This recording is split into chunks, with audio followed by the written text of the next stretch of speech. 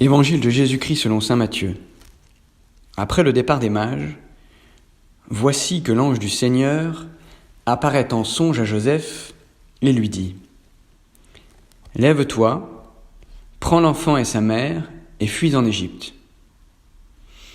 Reste là-bas jusqu'à ce que je t'avertisse, car Hérode va rechercher l'enfant pour le faire périr. » Joseph se leva.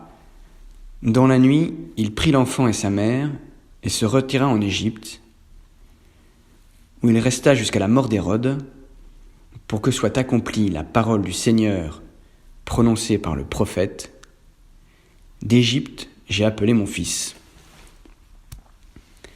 Après la mort d'Hérode, voici que l'ange du Seigneur apparaît en songe à Joseph en Égypte et lui dit : « Lève-toi, prends l'enfant et sa mère, et pars pour le pays d'Israël, car ils sont morts, ceux qui en voulaient à la vie de l'enfant. » Joseph se leva, prit l'enfant et sa mère, et il entra dans le pays d'Israël.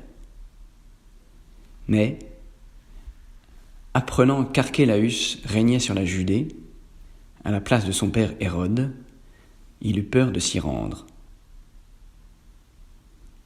Averti en songe, il se retira dans la région de Galilée et vint habiter dans une ville appelée Nazareth, pour que soit accomplie la parole dite par les prophètes : il sera appelé Nazaréen.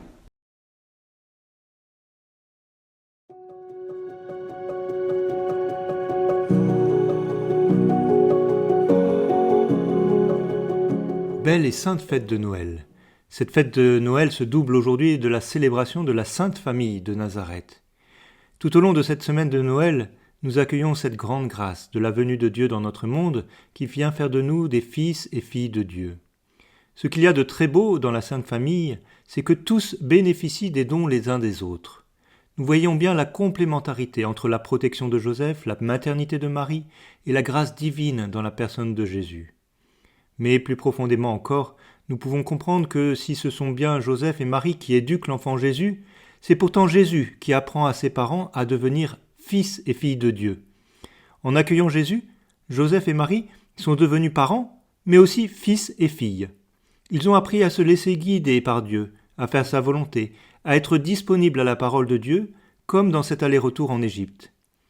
Eh bien, c'est peut-être une invitation à apprendre les uns par les autres, en particulier dans nos familles, lorsque c'est donné, à être plus profondément fils et filles de Dieu, animés de la vie même de Jésus.